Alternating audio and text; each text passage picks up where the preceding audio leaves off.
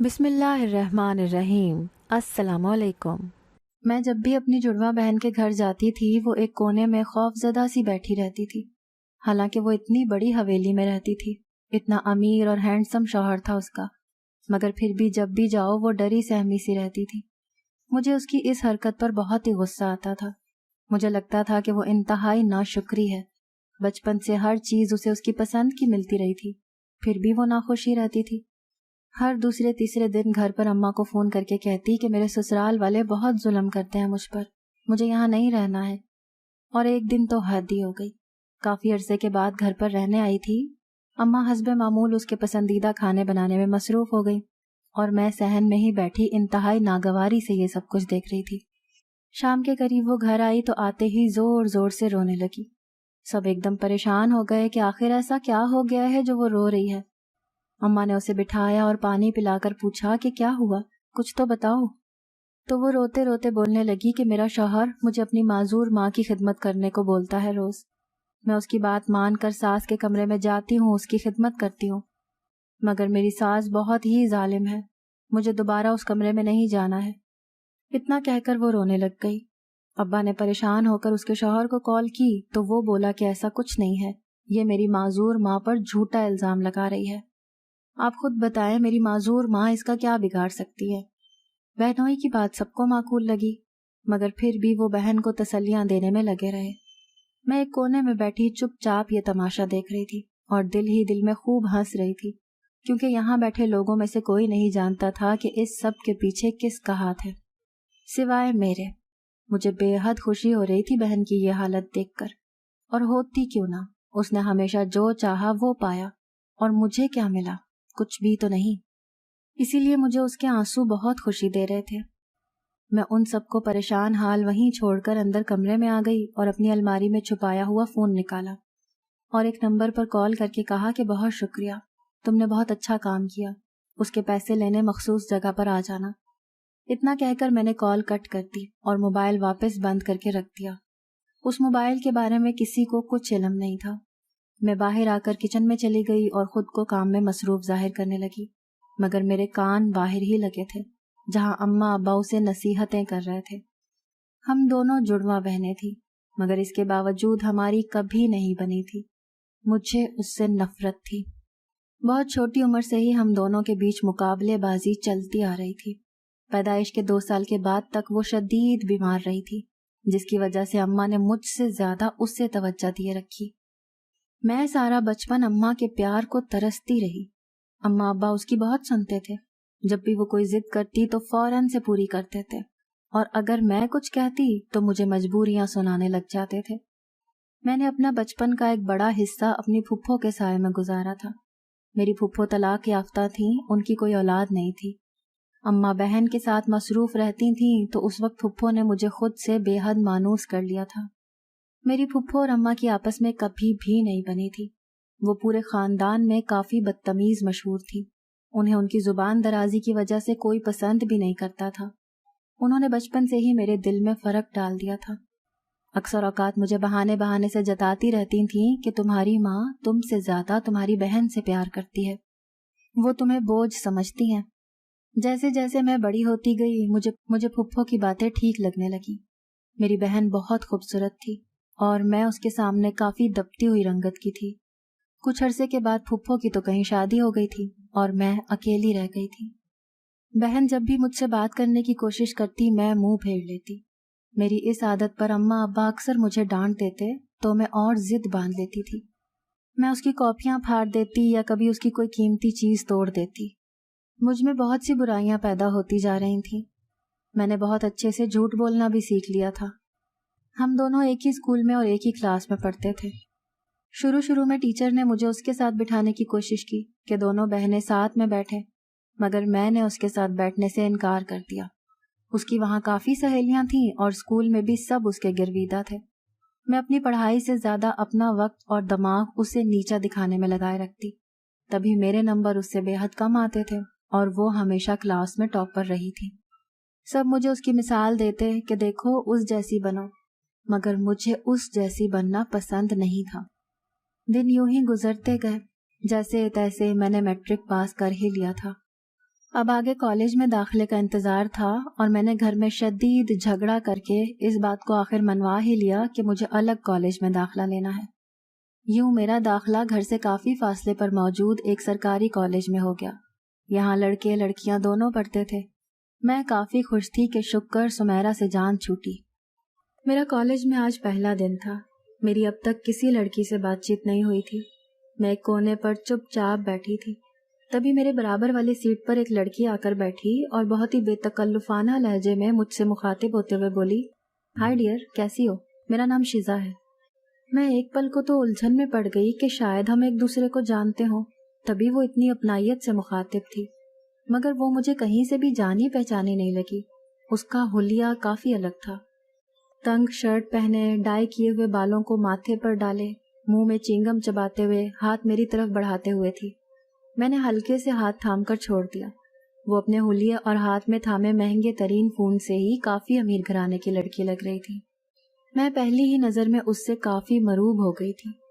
وہ کوئی خوبصورت نہیں تھی، میری طرح ہی عام سی شکل و صورت کی تھی، مگر میں نے سارا وقت ایک بات نوٹ کی، کلاس کی لڑکیاں خواہ مخواہ اس کی خوشامد میں لگی ہوئی تھیں اور وہ بہت ہی مغرورانہ انداز میں اپنی جھوٹی تعریفیں سن رہی تھیں۔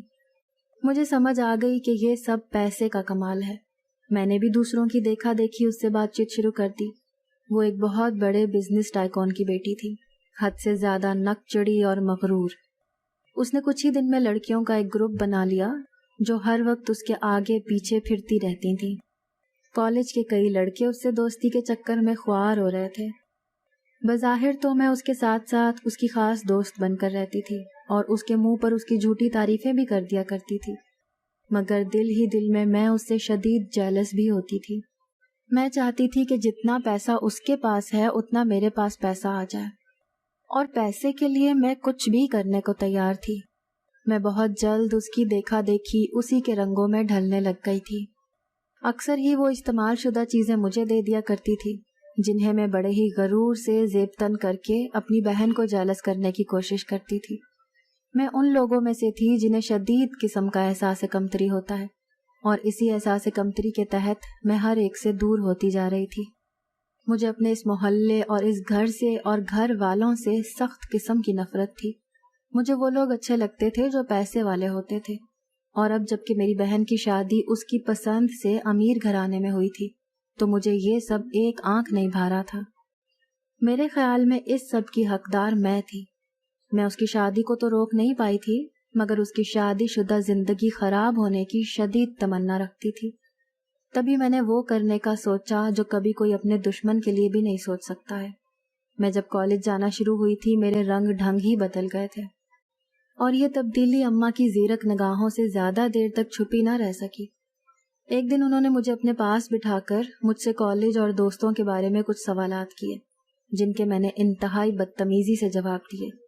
اس دن پہلی بار اماں کو مجھ پر اتنا شدید غصہ آیا کہ انہوں نے مجھ پر ہاتھ اٹھا لیا۔ اس وقت سمیرا بھی وہیں تھی۔ وہ مجھے مار پڑتے دیکھ کر ایک دم ہنسنے لگ گئی۔ مجھے اس کا مذاق اڑاتا انداز دیکھ کر آگ لگ گئی، اور میں نے اس دن گھر پر بہت جھگڑا کیا۔ اگلے دن کالج گئی تو شیزا نے مجھ سے پوچھا کہ کیا ہوا ہے، موڈ کیوں خراب ہے تمہارا؟ میں اس وقت غصے سے اتنی بھری پڑی تھی کہ اسے ساری بات بتا دی، جس پر وہ افسوس کرتے ہوئے بولی، تم چھوٹے گھروں میں رہنے والوں کی سوچ بھی چھوٹی ہی ہوتی ہے۔ اچھا اپنا موڈ ٹھیک کرو اور ایسا کرو میرے ساتھ آج بنک مار کر پارٹی میں چلو۔ میں نے کہا مگر ہم چھٹی سے پہلے کالج سے باہر کیسے نکلیں گے؟ اس نے کہا کہ تم اس کی فکر مت کرو، وہ میرا کام ہے، بس جب میں تمہیں اشارہ کروں تم میرے ساتھ کلاس سے باہر آ جانا۔ میں نے کہا ٹھیک ہے۔ مجھے نہیں پتا تھا کہ وہ کہاں پر اور کس پارٹی میں مجھے لے جا رہی ہے، مگر میں چلنے کو تیار ہو گئی تھی۔ اس نے جیسے ہی مجھے اشارہ کیا میں اٹھ کر کلاس سے باہر آ گئی۔ ہم دونوں سب کی نظروں سے بچتے بچاتے کالج کی پچھلی سائڈ پر آ گئے۔ وہاں پر دیوار ٹوٹی ہوئی تھی۔ ہم کود کر دوسری طرف چلے گئے۔ وہاں ایک کار کھڑی تھی جس کے پاس 2 لڑکے کھڑے تھے۔ شیزا ان کے پاس گئی اور ہیلو ہائی کرنے لگی۔ پھر ہم چاروں کار میں بیٹھ گئے۔ گاڑی شیزا ہی چلا رہی تھی۔ میں نہیں جانتی تھی کہ وہ جن راستوں پر جا رہی ہے وہ کہاں لے کر جائیں گے ہمیں، مگر میں اس وقت ہر ہٹ دھرمی کرنا چاہتی تھی۔ مجھے یہ کار، یہ عیش پسندی بہت اچھی لگ رہی تھی۔ ہم ایک دور کے علاقے میں ایک پارٹی میں گئے۔ وہاں بہت سے لڑکے لڑکیاں تھیں. مجھے یہ سب بہت اچھا لگ رہا تھا. اس دن کے بعد سے میں نے لڑکوں سے دوستی کرنا شروع کر دی. میں امیر لڑکوں سے دوستی کر کے ان سے جھوٹی محبت کا ناٹک کرتی اور پیسے بٹورتی تھی. انہی دنوں ایک لڑکے ایاز سے میری ملاقات ہوئی. ہم دونوں پیسے کے پیچھے پاگل تھے. وہ لڑکوں سے میری سیٹنگ کرواتا اور ہم پیسے آدھے آدھے کر لیتے. میرے پاس موبائل نہیں تھا. ایاز کے ذریعے میں نے موبائل لیا اور گھر پر الماری میں چھپا کر رکھ لیا تھا. اماں مجھ پر بہت شک کرتی تھیں, میرے اوپر نظر رکھتی تھیں, مگر میں بھی اب جھوٹ بولنے میں بہت پکی ہو گئی تھی, تبھی کچھ پتہ نہ لگنے دیتی. کالج کے بعد یونیورسٹی شروع ہوئی. بہن الگ یونی میں تھی, میں الگ میں. میں پہلے سیمسٹر میں ہی فیل ہو گئی. اماں نے یونی سے ہٹا دیا اور کہا کہ فالتو کا پیسہ نہیں ہے جو تم پر ضائع کریں. بہن پڑھتی رہی اور میں آوارہ گردی کرتی رہی. سمیرہ کا ماسٹر کا آخری سال تھا کہ ایک دن اس نے گھر پر بتایا کہ ایک لڑکے سے اس کی دوستی ہے اور وہ اسے پسند کرتی ہے, وہ بھی شادی کرنا چاہتا ہے. اماں ابا نے لڑکے سے ملنے کے لیے حامی بھر لی اور یوں دونوں گھرانوں کی بات چیت ہوئی اور بہن نے پسند سے شادی بھی کر لی. لڑکا امیر تھا, گاؤں میں حویلی تھی, وہیں بہن کو لے گیا. میں تو جل بھن کر رہ گئی. وہ کتنے عیش میں تھی اور میں یہاں اس غریب محلے میں. انہی دنوں ایک دن ایک دوست کے گھر پر میری ملاقات ایک لڑکے سے ہوئی. اس کا نام سیف تھا, کافی ہینڈسم تھا اور امیر بھی. میں نے نوٹ کیا وہ دوسرے لڑکوں سے الگ ہے, تبھی بآسانی اس سے بات چیت شروع کر لی. میری اور سیف کی دوستی ہو گئی. مجھے وہ اپنے پیسے کی وجہ سے اچھا لگتا تھا. میں وقتاً فوقتاً اس سے پیسے اینٹتی رہتی تھی. انہی دنوں کی بات ہے کہ ایک دن میں سمیرہ کے ہاں گئی. دوپہر کے وقت سمیرہ کو اس کے شوہر نے کہا کہ جاؤ میری ماں کو دیکھ کر آؤ. تو سمیرہ نے مجھ سے کہا کہ تم چلی جاؤ. میں بہنوئی کے سامنے انکار نہیں کر سکی اور چل دی. وہ مجھے کمرے کے باہر چھوڑ کر خود چلے گئے. میں جیسے ہی اندر گئی میرا سانس حلق میں اٹک گیا جب کسی نے اچانک سے میرا بازو کھینچ کر دیوار کے ساتھ لگایا. میں نے چند پل بعد آنکھیں کھول کر سامنے دیکھا تو اپنے سامنے سیف کو کھڑے پایا. میں اس کو یوں اچانک اپنے سامنے دیکھ کر حیران رہ گئی تھی. وہ یہاں کیا کر رہا تھا اور اس حویلی میں اس کا کیا کام تھا؟ کئی طرح کے سوالات ایک ساتھ میرے دماغ میں چکرانے لگے تھے, مگر اس سے پہلے کہ میں اس سے کچھ پوچھتی وہ مجھے کھینچتے ہوئے وہاں سے باہر لے گیا اور بولا تم یہاں کیا کر رہی ہو؟ میں نے کہا یہ سوال تو مجھے تم سے کرنا چاہیے. جس پر وہ بولا کیا مطلب, یہ میرا گھر ہے, میں یہاں رہتا ہوں, مگر تم تو شہر کی رہنے والی ہو, یہاں اس حویلی میں کیا کرنے آئی ہو؟ میں نے تعجب سے اسے دیکھا اور کہا کہ تم یہاں رہتے ہو. اس نے میری بات کو اگنور کیا اور کہا جتنا پوچھا ہے اتنا بتاؤ, تم یہاں کیا کر رہی ہو؟ میں نے دیکھا کہ اس کی آنکھوں میں شدید غصہ تھا. میں ایک پل کو ڈر گئی مگر پھر خود کو سنبھالتے ہوئے بولی یہ میری بہن کا سسرال ہے, میں اس سے ملنے آئی ہوں. میرے جواب نے اسے خاصا حیران کر دیا. پھر وہ بولا تم سمیرہ بھابھی کی بہن ہو؟ میں نے کہا ہاں میں اسی کی بہن ہوں. ابھی اس سے پہلے کہ ہم مزید کچھ بات کر پاتے مجھے بہن کی آواز آئی. میں نے کہا مجھے جانا ہوگا. تو وہ بولا ہاں جاؤ, مگر خبردار جو کسی کو ہمارے بارے میں بتایا. کسی کو شک بھی نہیں ہونا چاہیے کہ ہم ایک دوسرے کو پہلے سے جانتے ہیں. اور تم جلد سے جلد یہاں سے واپس اپنے گھر جانے کی کوشش کرو. میں کچھ دن میں آ کر تم سے ملتا ہوں, پھر ہم بات کریں گے. میں نے اس کی بات سن کر سر ہلا دیا اور جلدی سے وہاں سے نکل گئی. اس کی ہدایت اور دباؤ پر میں 2 دن بعد ہی شہر کے لیے نکل گئی. اب مجھے صرف اس کے آنے کا انتظار تھا کہ وہ کب آتا ہے اور کب ہم تفصیلی بات کرتے ہیں. جس دن میں پہنچی اس رات اس کا میسج آیا کہ وہ 1 ہفتے بعد آئے گا. گاؤں میں کچھ کام پڑ گیا ہے. جس دن سے اس نے مجھے حویلی میں دیکھا تھا تب سے اس کا رویہ مجھ سے بہت ہی بدل گیا تھا. میں نہیں جانتی تھی کہ کیا وجہ ہے. ہماری دوستی کو اتنا عرصہ نہیں ہوا تھا, تبھی ہم ایک دوسرے کی فیملیز کے بارے میں زیادہ نہیں جانتے تھے. مجھے ڈر تھا تو صرف ایک بات کا کہ اب تک میں نے اس سے جتنے بھی جھوٹ بولے ہیں ان کا پول اس پر کھلے گا تو وہ کیا کرے گا. وہ بہت امیر تھا اور دل کھول کر پیسہ لٹاتا تھا, اسی لیے میں کسی بھی طور اسے ہاتھ سے جانے نہیں دینا چاہتی تھی. وہ 1 ہفتہ میں نے کیسے گزارا یہ صرف مجھے ہی پتا تھا. وہ شہر آیا اور مجھ سے ملنے کو کہا. میں ملنے چلی گئی تو اس نے کہا کہ تم ابھی گھر پر ہمارے بارے میں کوئی بات نہیں کرو گی. میں تمہارے بہنوئی کا کزن ہوں. جب ان کی شادی ہوئی تھی تب میں یہاں نہیں تھا, مگر اب جب آیا تو ہر ایک کے منہ سے یہی سنا کہ بھابھی کی بہن کوئی اچھی لڑکی نہیں ہے, اور میں نے یہ بھی سن رکھا ہے کہ تمہاری کافی لڑکوں سے دوستی بھی ہے. میں نے اس وقت اسے کچھ نہیں کہا، مگر کچھ دن کے بعد میں نے بہن سے بدلہ لینا چاہا اور اس کے شوہر کو کچھ تصویریں بھیجی جس میں بہن کسی لڑکے کے ساتھ تھی۔ مگر میرا یہ پلان بھی تب فیل ہوا جب سیف نے ان پکچرز کی تحقیقات کروائیں اور پتہ لگوایا کہ یہ فیک ہے۔ اسے پتہ چل گیا کہ یہ میں نے بنائی ہیں۔ میں نے ایاز کو چند پیسے دے کر یہ سب کام کروانے کو کہا تھا۔ وہ ویسے بھی میری طرح پیسے کے لیے کچھ بھی کرنے کو تیار رہتا تھا۔ پہلے بہن کی ساس والا قصہ اور پھر تصویروں والا واقعہ، دونوں کے پیچھے ہی میرا ہاتھ تھا۔ میں نے اسے پورا پلان سمجھایا تھا اور کہا تھا کہ تم میری بہن کے سسرال میں نوکر کی حیثیت سے جاؤ گے اور اس کی معذور ساس کے کھانے میں کچھ ایسی دوا ملانا کہ وہ پاگل پن کے دورے میں بہن کو خوب مارے اور گالیاں دے۔ اس نے میری ہدایت کے مطابق ایسا ہی کیا۔ وہ وہاں ملازمت کے بہانے چلا گیا۔ اب جب بھی بہن ساس کے کمرے میں جاتی تو وہ ہذیانی ہو کر اس پر چلانے لگتی، اسے مارتی۔ ایاز نے اس کی ساس کے دماغ میں یہ بات بٹھا دی تھی کہ یہ لڑکی ان کی دشمن ہے اور ان کے بیٹے کو ان سے چھین رہی ہے۔ میں اتنا گر گئی تھی کہ ایک بیمار اور معذور انسان کا فائدہ اٹھا رہی تھی۔ بعد میں ایاز وہاں سے نوکری چھوڑ کر بہانے سے آ گیا۔ اب اسے ایک اور کام کرنا تھا اور اس سے یہ کام کروانے کے لیے مجھے اچھے خاصے پیسوں کی ضرورت تھی۔ میں کافی دن سوچتی رہی تھی کہ کیا کروں، پھر تبھی اچانک میرے دماغ میں شزا کا خیال آیا۔ میں اس سے ملنے گئی اور میں نے اسے اپنی مظلومیت کی داستان سنا کر اسے اپنی باتوں کے شیشے میں اتار لیا۔ میرے رونے دھونے پر اس نے مجھ پر بھروسہ کر کے مجھے اچھی خاصی رقم دے دی۔ میں نے اسے کچھ نہیں بتایا کہ مجھے پیسے کیوں چاہیے، نہ ہی اس نے پوچھا۔ ویسے بھی اتنا پیسہ تھا اس کے پاس کہ چند ہزار مجھے دے دینے سے اس کو کچھ خاص فرق نہیں پڑنا تھا۔ پیسے ملنے کے اگلے ہی دن میں نے ایاز کو کال کی اور کہا کہ میری بہن کچھ دن بعد جب شہر رہنے آئے گی تو تم نے اس کا پیچھا کرنا ہے۔ وہ کہیں پر بھی جاتی ہے تم نے اس کی کسی بھی لڑکے کے ساتھ تصویریں اتارنی ہیں، ایسے تصویریں لینا جس سے ظاہر ہو کہ اس کا اس لڑکے سے چکر چل رہا ہے، اور پھر وہ تصویریں اس کے شوہر کو بھجوا دیں گے تاکہ وہ غصے میں اسے گھر سے نکال پھینکے اور طلاق دے دے۔ ایاز نے میری ہدایت کے مطابق ایسا ہی کیا تھا، مگر سیف کی وجہ سے سارا پلان خراب ہو گیا۔ سیف کو اب جب کہ ساری حقیقت پتہ چل گئی تھی تو وہ کیوں کر میرے ساتھ رہتا، لہٰذا اس نے مجھے چھوڑنے کا فیصلہ کر لیا تھا۔ اسے میرے لالچی پن اور حسد کا اچھے سے اندازہ ہو گیا تھا۔ میں بہت روئی، بہت گڑ گڑائی اس کے آگے، مگر وہ پلٹ کر نہیں آیا۔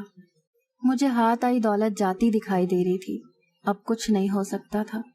گھر پر اماں ابا کو جب میرے سارے کرتوتوں کے بارے میں پتہ چلا تو وہ بھی مجھ سے متنفر ہو گئے۔ میں جلن اور حسد میں اس حد تک پاگل ہو گئی تھی کہ اپنی سگی بہن کو بھی نہیں چھوڑا، ہر ایک کو بس تباہ کیا۔ مگر اس سب کا کیا فائدہ ہوا؟ کچھ بھی تو نہیں۔ سب آج بھی اپنی زندگیوں میں خوش تھے اور میں یہ سب کر کے بھی اکیلی اور تنہا رہ گئی تھی۔ کوئی مجھے اپنانے کو، مجھ سے بات کرنے کو تیار نہیں تھا۔ میری شادی کی عمر بھی نکلتی جا رہی تھی۔ میں جو خود کو نہ جانے کیا شے سمجھتی تھی، اب ایک ہڈ حرام کا رشتہ آنے پر خاموشی سے ہاں کر گئی، کیونکہ میرے پاس اب اس کے علاوہ کوئی چارہ نہیں بچا تھا۔ میں نے اپنی جس بہن کی زندگی کو ہر طرح سے خراب کرنے کی کوشش کی تھی اور جس پر غلط الزام لگائے تھے، وہ اپنے بچوں اور شوہر کے ساتھ ایک پرسکون زندگی جی رہی تھی، اور میں یہاں ایک ایسے شخص کے ساتھ بیاہ دی گئی تھی جسے اپنے آگے کچھ نظر نہیں آتا تھا۔